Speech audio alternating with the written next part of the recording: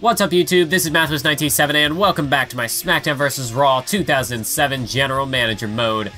This week is going to be an expensive week here in Honolulu, Hawaii, because, well, originally I was going to try to do new superstar hype for both of these guys, just to try to maximize their popularity, but I also need to turn Mick Foley, and this also means that I'm not going to get to advertise at all, which I'm more than certain that I'm going to have enough money to secure these 3 contracts.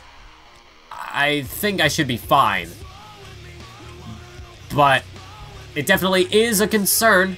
But on the plus side, SmackDown has a lot of contracts coming up as well, which could be both a positive and a negative. It could be a negative in that they could potentially sign one of my guys, but a positive in that they're spending so much money re-signing their guys that I don't think they're even going to have the chance to... Like, I don't even think they're going to have the finances to pick up any of my guys if they let somebody go. I think if they would let somebody go, it's because they don't have the money. So I think we'll be okay with this current situation. I think we'll survive.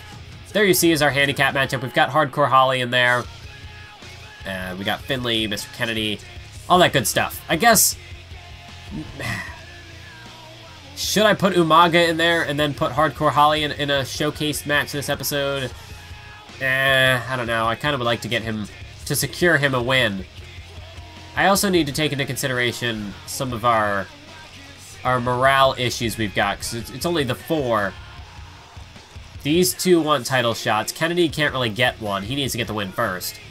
Guerrero, I can't satisfy him because he probably wants a WWE title shot, but he's out of contention, so that's on him. There's nothing I can really do about that. And if I just give him an Intercontinental title shot, he's still going to complain. So he's just going to have to deal with it for right now. I honestly don't have any other answer. So what I think I'm going to make is a 6-man tag. I know we just recently did this, but we're going to put the Demon's Apple back together with, this time, I think we'll do, we'll put, actually, I don't think I put, yeah, Guerrero and Van Dam haven't faced off in a singles match yet. So one of our matches this week is going to be Eddie Guerrero versus Rob Van Dam. I think that'll do well. Then in the 6-man tag, we're going to put M&M in there. And I guess we'll have them team with... I'll get back to that. Yeah, our inactive superstars. We still got the champ, obviously, who needs to compete. We've got Kurt Angle, who needs to get a win over John Cena somehow. I guess what I could do there is have... We could put... I don't know. I'm a bit stuck. I guess we could have... Batista's still a floater. Edge is still a floater. So maybe, before I forget about it, I just want to take a quick look at some of our winning streaks, because we've got Batista on a 4-match winning streak right now. We've got The Undertaker on a 4-match winning streak. Oh my god, 31-12. I didn't realize he was that... I didn't realize he had that many wins to losses. That's actually really, really impressive. Even Triple H, he was the champion for so long, and he doesn't even have a record that good. And I think Edge, he's got a 6-match winning streak. Edge is on fire. So I would like to keep some of these winning streaks going, like Batista, Edge, and Taker. But there's also the concern of potentially giving their rivals a lot of losses. So what I think, actually, if I want to do a 6-man tag, instead of doing that, I think in the main event, we could do a Tornado 6-man tag. We can have... No. Let's not do that. Because I would like to kind of put everybody together so they could just win in one nice little package, but that doesn't always work out. I definitely want to have a singles match. I guess put... So this week I'm going to put Johnny Nitro in a singles match with Carlito, because that isn't a combination that I've done as of yet. So we'll throw that together. That's going to leave a fair amount of superstars available now, getting them out of that tag team matchup. So what I think would be in my best interest here is to give John Cena a way to lose. but who do I pair him up with? That is the question. So why not? Why don't we do a bit of a bizarre tag team matchup? We're gonna put John Cena with Umaga and have them up against Kurt Angle and Shelton Benjamin. We're gonna keep that pairing together.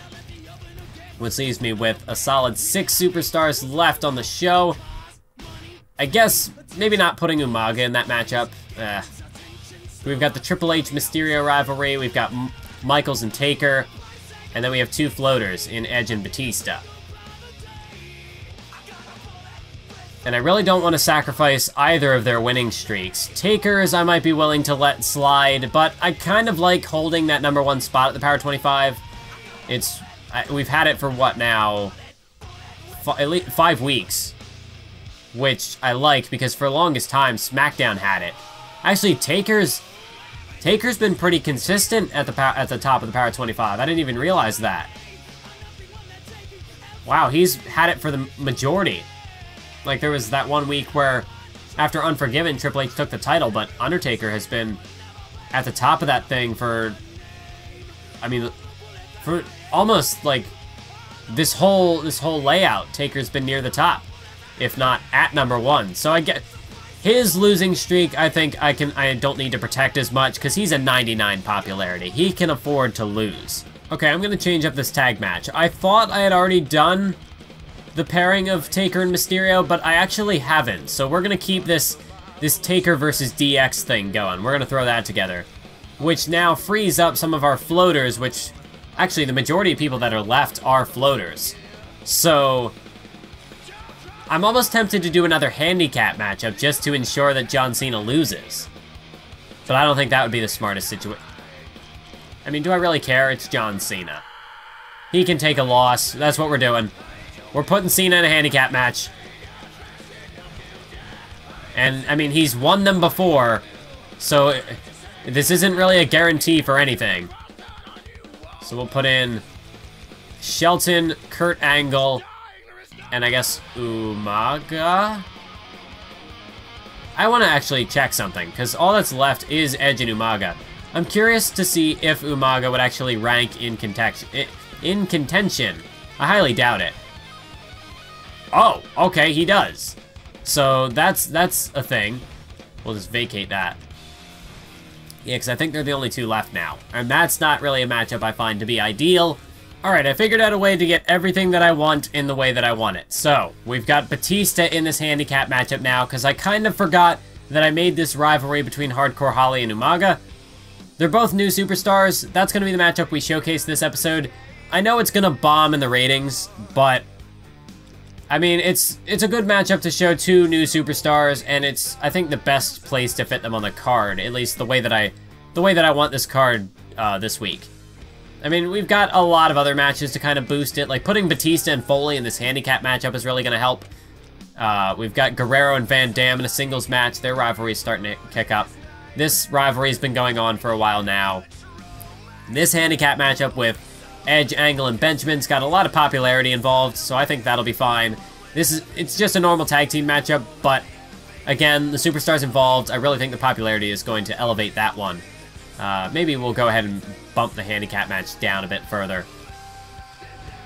Yeah, so we'll, I guess, structure it more, make it more of a crescendo, building up to the big climb. I don't know. Positioning the card, I don't know why I stress over this, because it doesn't even matter. It honestly doesn't. Like, it doesn't make a difference, and yet here I am, just fiddling with everything. We'll just leave it as is. Yeah, I'm really upset about not being able to do the advertising promo, but we're gonna have to bear with it.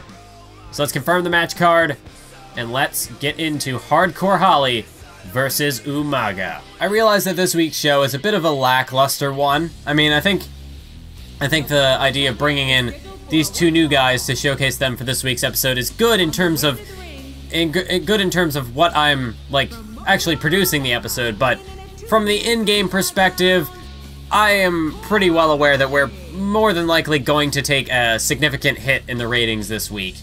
But that's just kind of my philosophy towards not just like booking this GM mode, but towards towards just life in general. Is that, you know, sometimes you gotta suffer now in order to enjoy the good stuff later. I'm more of a bad news first, good news second type of guy, because that way, like, when you hear good news first and then bad news, it kind of like takes away, cheapens the good news. But if you get the bad news first and then go to the good news, then it makes the good news seem even better because you've gone through the bad news. And I guess in this situation, I'd say we take the hit in the ratings now so that we can set things in place to knock them out of the park later on. And that really is how my GM mode series have worked. You have, you know, the weekly shows might not be as great, but when you get to the pay-per-views, we just absolutely destroy them. And that's why we have such a huge lead over them, is because whenever the pay-per-views come around, even if they start to catch up, to start to gain ground, we just completely destroy them and take it all back. And that really has kept us afloat in this series, so it's, you know, it might say, like, they're beating us in the weekly ratings, but overall, we are the ones who are just very clearly dominating. And I think that's the real key to victory, is that we have a grander plan, whereas the AI typically, they tend to just operate on a week-by-week basis, whereas we've got this grand scheme. We know where we're going. And I really think that's the difference between us and SmackDown. I just realized during the entrances how much I liked the old theme for Umaga and Hardcore Holly, just both of their themes in general. Because, like, around the time when I got into WWE, it was right before Hardcore Holly and Cody Rhodes won the tag team titles for the first time.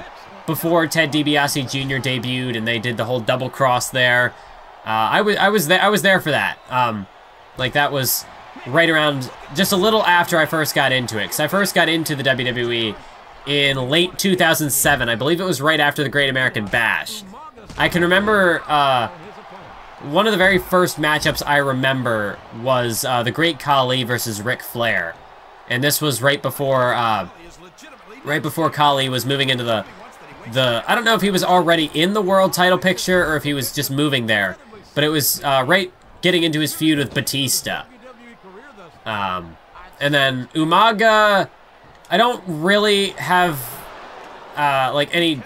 Like, I remember Umaga getting into a feud with Jeff Hardy, and then Jeff had that big spot at Extreme Rules where he dove off the whatchamacallit.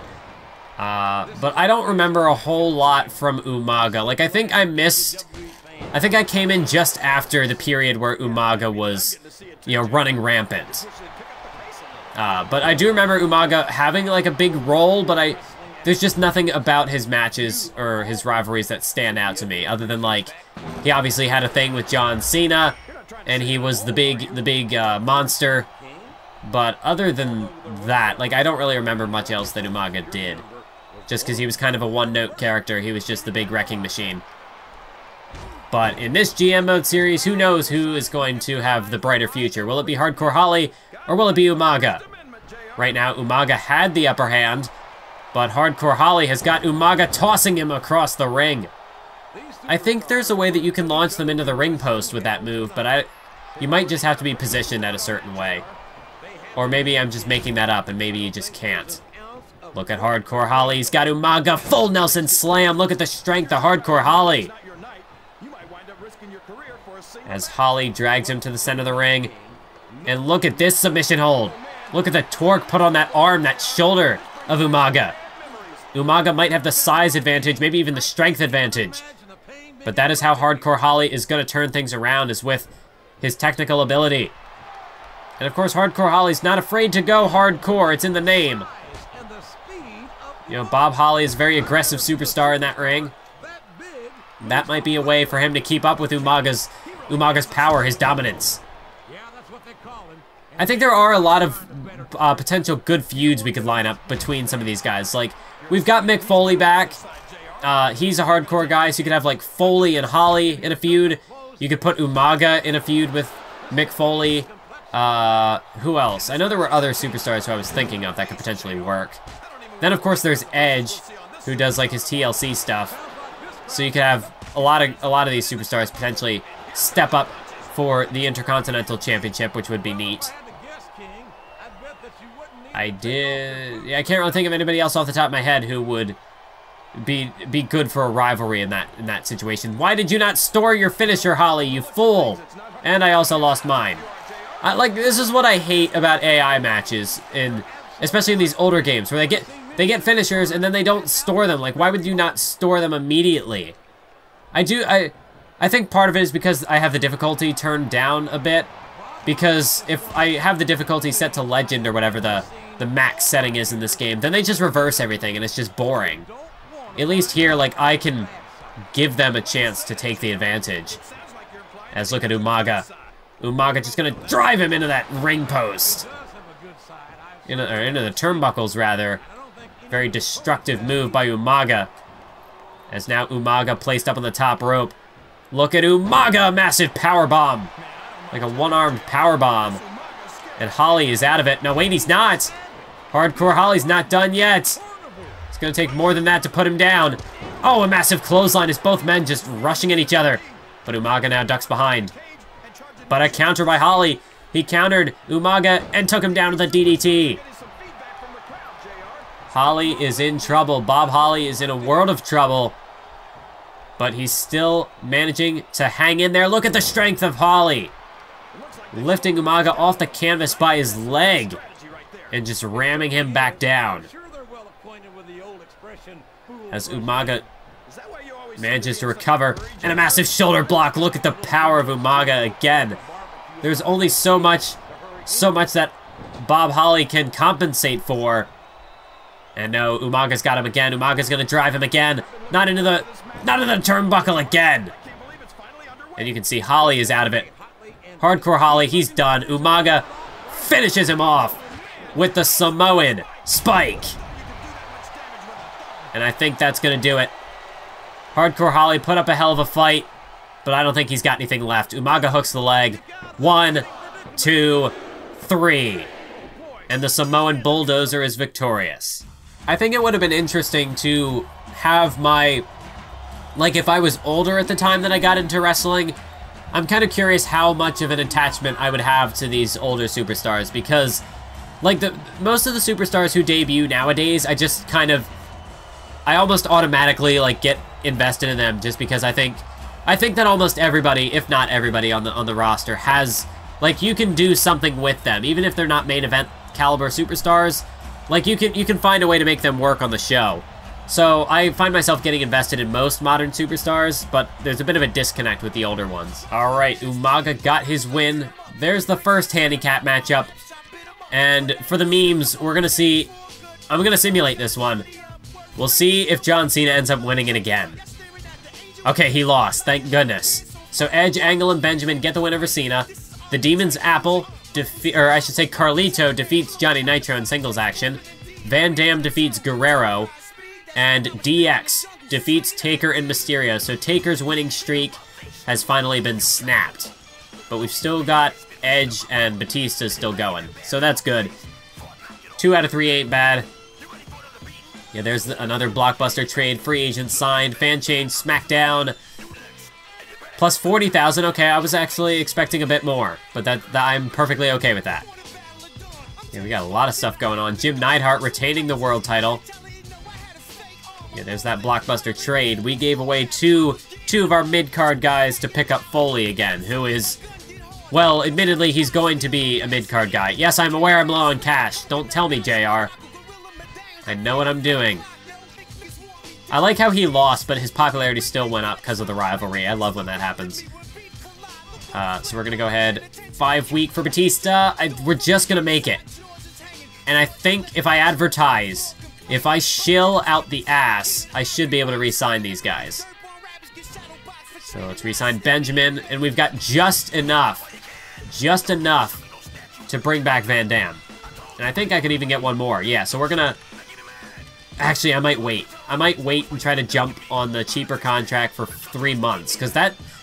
We're getting to the point now where we should be... Like, if I did a 3-month contract, that should get me almost all the way up to the end. So I might hold off on that. Rather than springing on the 5 weeks, I think I'm gonna hold out for the 3 months just yet. Because then we've got 4-week contracts, which there's only like 5 of them, which I can take care of that. Kennedy still wants that title shot. I'm working on it, buddy. Oh, Guerrero, he's not unsatisfied anymore. Okay, thank you, Guerrero, for cooperating. Thank you so much for being a reasonable human being. And most of our fatigue has gone down as well, which is nice. So Holly, he lost, but the new superstar hype helped keep him afloat. He actually went up 2 popularity notches, which is good. And Umaga, with the win, he went up 1, which I will take. That was actually probably the best way to go about setting that up. Looking at other popularities, no one else really, like, Edge, of course, he's going up with all his victories, because he's got, what, 7 now, which is crazy. Batista's got 5, so they're really shooting up there. Probably gonna have Foley do another handicap match, because I really want to lower that popularity a bit. Like, not a whole lot, but just enough to do some considerable damage to him. I guess I could put Batista in a rivalry with him and just keep working on Batista's winning streak. Because I don't see Batista getting into the... I mean, like, he's in contention for the WWE title now. We'll just make it a short little thing. I'll have it go to New Year's Revolution. There's no way that they get a match on the pay-per-view, but... I mean, I don't know. Who knows what'll happen? What am I looking for? Where is... I could do GM Kiss Up, but that's not... We don't have anything... We don't have anything higher on the list. Ah. Okay, we'll do GM Kiss Up. Why not? And that leaves Edge and Benjamin as our floaters. I could put them in a rivalry, but I like having guys that I can just kind of throw around. I mean, like, put them in any match that I want, not literally throw them around. Looking at a rivalry, 6 weeks on that one, 6 weeks on this one. They're still going strong. Then we got a lot going to the Rumble, which is good to see. We take a look at our Power 25. No, we lost number 1. I was hoping that maybe Edge could take it, but no, Bobby Lashley. Actually, Bobby Lashley, I think he's been on that winning streak for ages, so that's probably what did it, is that he just keeps on winning. And then there's Edge number 2, Taker at 4, DX 5, Batista 6, Angle at 8, Van Dam 9, Cena 10, Foley 11, we got Guerrero 14, Mysterio 15, Benjamin went up a little bit, he went up one spot. And now we can see where all these other guys rank. So JBL, he's still hanging on there. It looks like Booker T, no, he's still in there, just at 25. And yeah, we got the Demon's Apple back together on there. Eminem took a bit of a hit as well, but at least they're still on the list, which is a good thing. So Cena got knocked out of the title picture. That's something to take into consideration. Guerrero dropped simply because, well, no, he did lose, but also because Foley is back. That's why I want to knock him down a peg, because he's going to take up all the spots. So we did trade away No, I didn't trade away Finley. I traded away Booker and JBL. That's right. So, yeah, Foley filled one of those spaces. And then there's Kennedy filling in the other one. So that's cool. Getting more people in the roster. I mean, not really more people, just more of the lower guys by getting rid of JBL and Booker T. Because I guess I didn't really have any grand plans for Booker, and JBL, I could have potentially done something with him, but he was just kind of floundering around the Intercontinental Championship scene. I thought potentially he could have made it to the big gold, but that just never happened. So it's better to just trade him out, keep focusing on the guys I want to focus on. So there we took a look at our fan support, looking at the show rating. Yeah, 2 stars. That doesn't really surprise me at all. They didn't have much of a rivalry going into it. Actually, they didn't have a rivalry at all. That was the very first match. And their popularity was garbage, so that doesn't surprise me in the slightest. But yeah, we got like 4-star handicap match. Yeah, so we were able to make up for it. And yeah, they're okay. Okay, you know, Chavo is a main event player on their show, so that's I guess a reasonable thing. A bar brawl for the World Heavyweight title. 2 ladder matches back to back. I mean, that's how you structure a show right there. How has Matt Hardy been? He just keeps losing. Matt Hardy just can't buy a match over there. What's his popularity now? How much has it dropped? He's down to a 70. He was a 70... There, he was a 72 when I sent him over. Jeez. And then it's just all push Bobby Lashley. Gotta push him to the moon. But I think that's gonna do it for this episode of SmackDown vs. Raw 2007 General Manager Mode. Thank you all for watching. And until next time, keep on YouTubing.